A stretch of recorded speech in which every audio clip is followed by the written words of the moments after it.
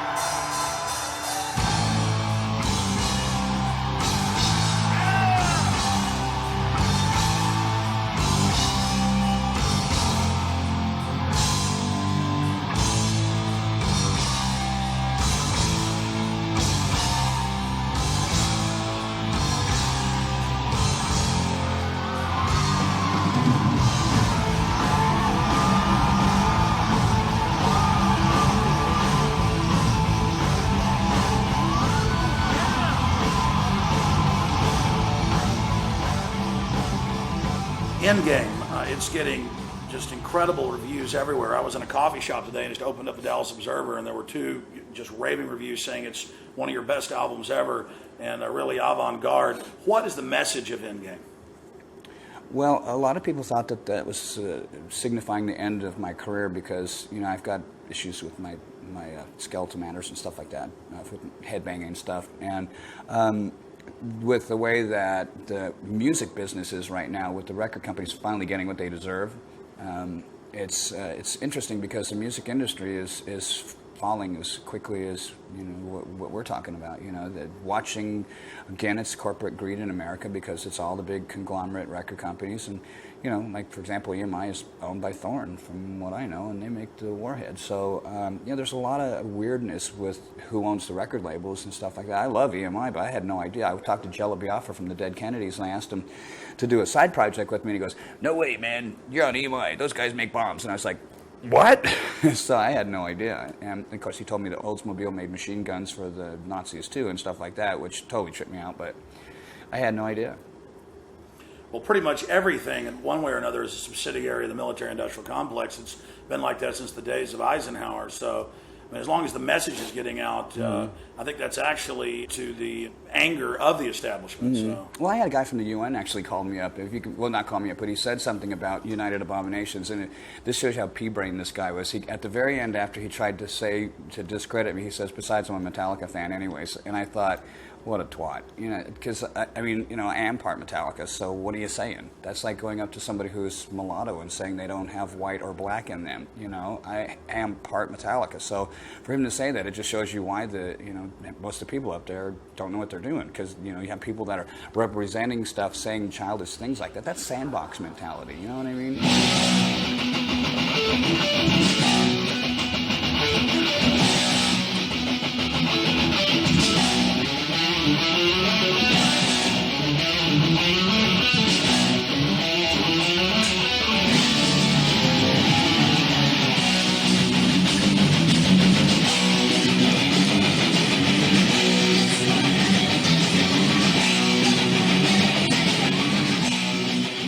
When you talk about Endgame, you talk about these greedy, corrupt mega corporations.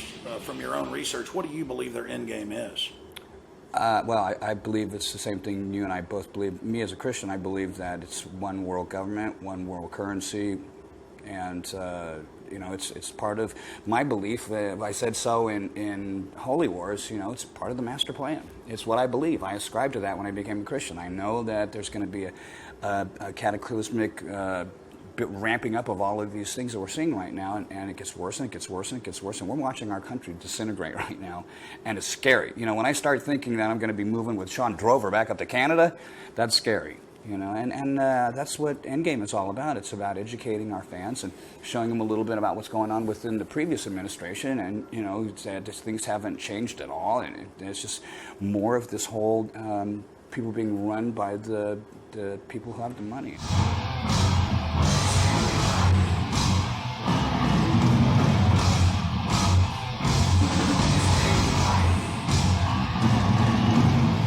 I'd heard something that when we had the dollars before and it had red ink on it. Yes. Tell me that story. I'd heard that was Kennedy was supposed to. No, that's true. He was going to get rid of the Federal Reserve, and he made the money with red ink, and that's part of like. You can go into any coin shop, Dave, and say, I want a Lincoln greenback issued by Kennedy. And you'll probably have to pay $20, $30 for it because it's a collector. And they'll go under the counter and they'll pull it out, and it has a red seal, but more importantly, and it was only fives. He only issued the first $4 billion. And when you read on the top of it, it says United States note.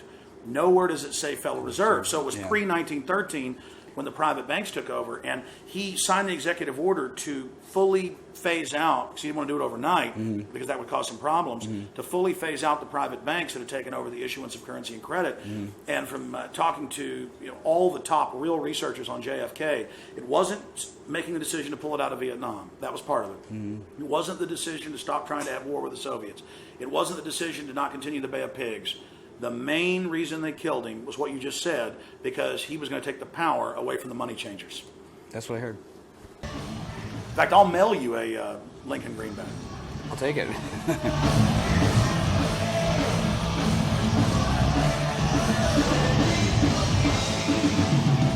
That's when he got Lincoln killed. The Rothschilds and others came to him and said, we'll loan you money at 30% interest to fight the war, which they were financing in the South for the British to destabilize the country. This is all in mainline history, but not popularly taught. And he said, no way, I'll just start issuing our own money again. And so as soon as the war ended, they killed him over that again. So that's why it's called the Lincoln greenback, because that was the last time since Andrew Jackson that money been issued, so he didn't have to go get a law passed. Kennedy could say, well, as president, I can reissue any currency that's already been out there. And that got him killed. But I don't want to sit here and give a history lesson. But no, that's good, because it'll probably end up in a song. You heard it here first. Wow.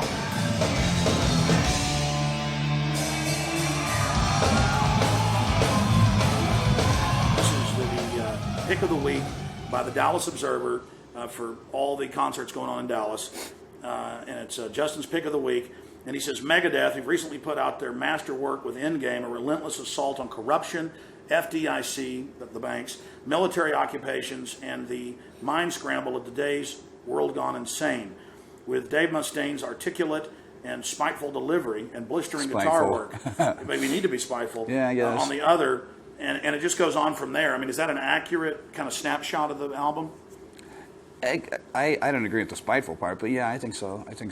It's certainly about the topics, but I think any 10-year-old can read the lyrics and say that's what this is all about. It's much more deeper than that. Each one of those songs is it is about those things, but it's so much more deeper. It's not like me just sitting on the fence and casting aspersions. It's really getting into the game and saying this is what it feels like to take a hit. You know what I mean? I know from firsthand with being involved in the money business when I went to school to be a stockbroker. There's things that I learned about money that they just don't teach people, and they want to keep people stupid. So I had that song, "The Right to Go Insane," and that song, those lyrics are actually toned down because I went naming people's names and all kinds of stuff like that in the first version of it. So wow. That demo tape, if it ever gets circulated, it'll probably make a lot of people pissed.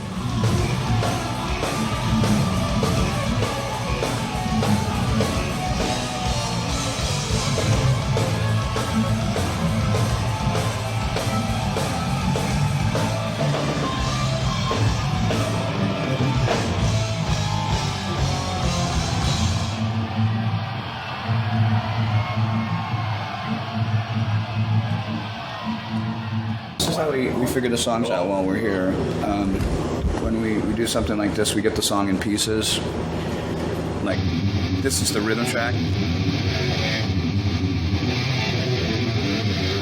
have to learn it again because last time I played it was in the studio. And then get like the solos.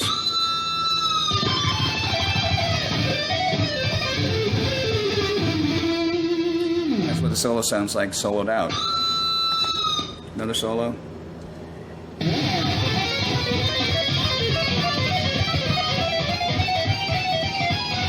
Dave solo. No Chris solo there. Here's another one.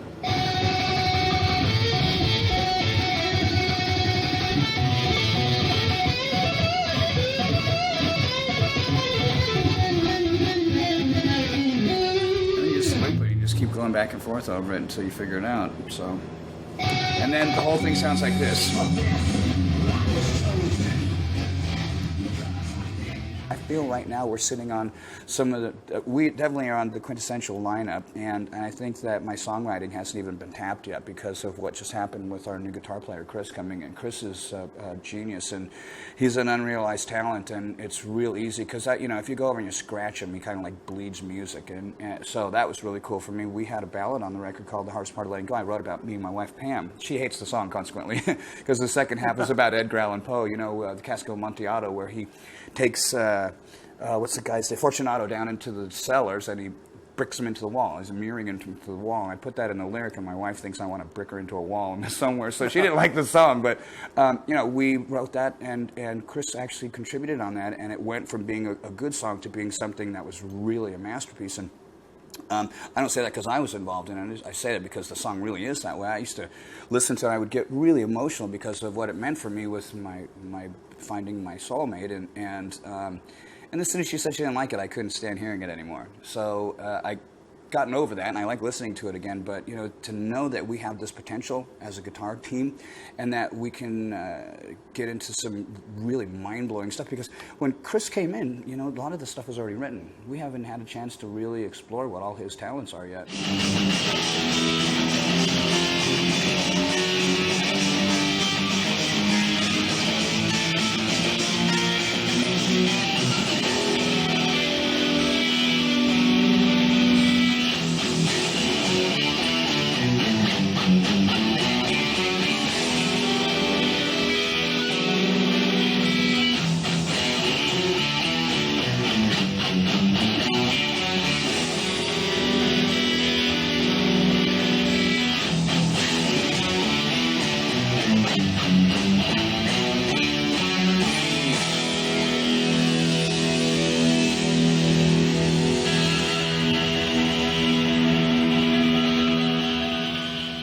Tell us just about the cover. Yeah, well, obviously those are the FEMA coffins that everybody's talking about, being in the Midwest, and I haven't seen them myself, but I've seen the pictures, and we had this symbology that was like the Hebrews being marched through the Red Sea. And all the people that are in the Homeland Security jumpsuits with the barcode on their head, it doesn't say in the Bible if the barcode's going to be going this way or if it's going to be going this way. So I figured, we would do something kind of like some cool imagery stuff, That way the satellites can see it from on top. Maybe, yeah, perhaps. But I thought about that. How can we make this kind of look cool? We'll make it look like a mohawk, but then when you zoom in on it, it's actually their barcode. And we put around the surrounding parts of it because I was really, when I got saved, I really wanted to know what I was doing. I didn't want to just blindly say, okay, I'm a Christian now. What do I do? Okay, 10%. Okay, good. See you later. Whatever. So I actually really read a lot of the Bible and stuff. And one of the things that I noticed was in the story back with the Egyptians and stuff, that out of all the plagues that happened, one of them was with the flies, and the flies got on everybody except for the Hebrews. And it was just really insane to see that the chosen people had been left out of this really vile plague that had happened. And it was just one thing that just kind of went around the outside of the picture. So in the top of it, there's kind of like a Stargate kind of sunburst there where people are going off to this light that they're being led off, like, come to the light. In what's the Poltergeist movie? It's really a bug zapper. With the rest of the record, when you look inside of it, there's a lot of other stuff in there, like the symbology with... We've got the one person who's covered in flies, which, kids kind of gravitate towards that kind of artwork. They like stuff that's like that, graphic stuff. And we've got other pictures of Vic actually pulling the hood off of this person and showing that, he's actually a victim. And he's either Vic is saving him or not, And I look at it like this. He's kind of like saying, what are you doing under there? Let's get out of this situation. You know, I consider myself to be alone as far as, you know, in our genre, with people who really are willing to go out and stand on a limb and say, you know what, you can hate me if you want, but at the end of the day, I'm going to do what's right. Because doing what's right isn't popular. It's not. And that's why people, you know, they like to take pot shots at me. But at the end of the day, you know, I do a lot of stuff that I know I'm not going to have any I'm not going to have any problems with myself when I go to sleep at night. You know, because I see people do stuff and they compromise themselves and they sing songs and they think that they're not going to affect them. You know, you say that stuff and it comes out of your mouth and you portray that stuff to other young minds and they hear that stuff. They believe that. You know, I don't want to be responsible for making anybody stumble. I want to make sure that they become better people.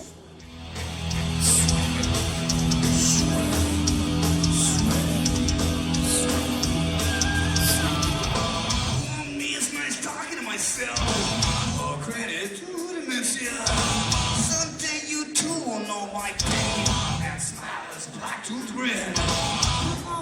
Inside my head. Take a death, I'll be dead. The icy fingers claw your back. Here I come.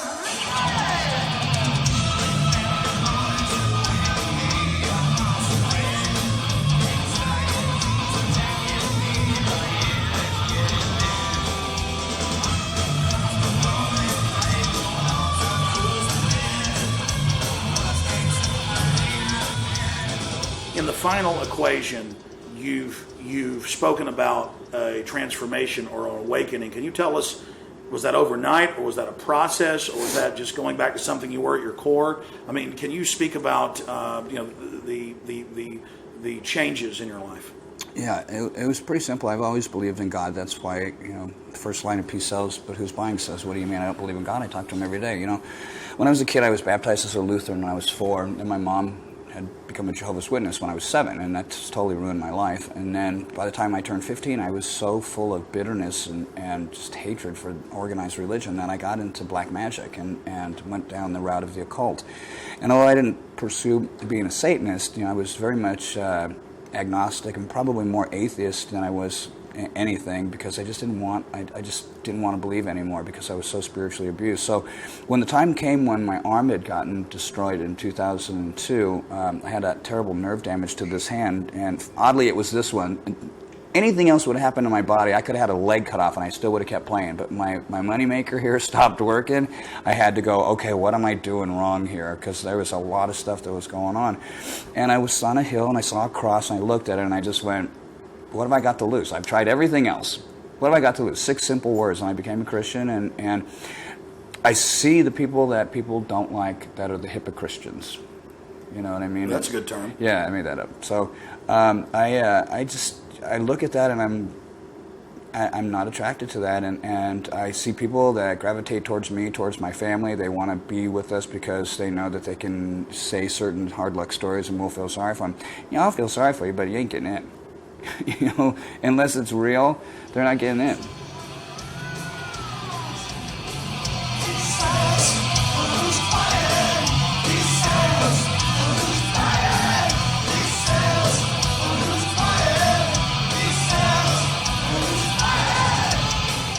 Megadeth Radio is nonstop heavy metal, 24 hours a day, 7 days a week, and except for the Halloween show we put on and the Christmas music we're going to be adding towards around Christmas time, it's just standard heavy metal classics that I like. A couple of zingers, weird stuff like, you know, B.B. King and Muddy Waters and some old stuff like that, like Stevie Ray Vaughan and some of the blues that inspired me, and then some of the older stuff that I liked as a kid growing up, Elton John, Led Zeppelin, the Beatles and stuff like that. But you know, you'll also see bands like Gore there, and that's not one of my favorite bands. I don't like them at all. But you know, the other guys in the band do. You know, there are bands that the other guys have picked that they like, and it's a Megadeth station. It's not a Dave Mustaine station. Although, you know, I did a lot of the work in the beginning. We're all participating now, and I think you can tell because the playlist is so eclectic. You can listen to that all day long, and you'll discover all kinds of great new music.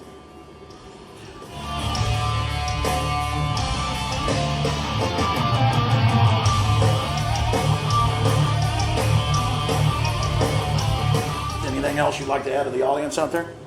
I love you. You can believe it all.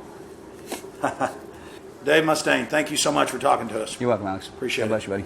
You bet. Oh, me, it's me again. You subdue but never tame me. Give me my brain headache to get down to your level. Yeah, just keep on thinking it's my fault. Stand an inch or two at our kicking distance. Mankind has got to know his limitations.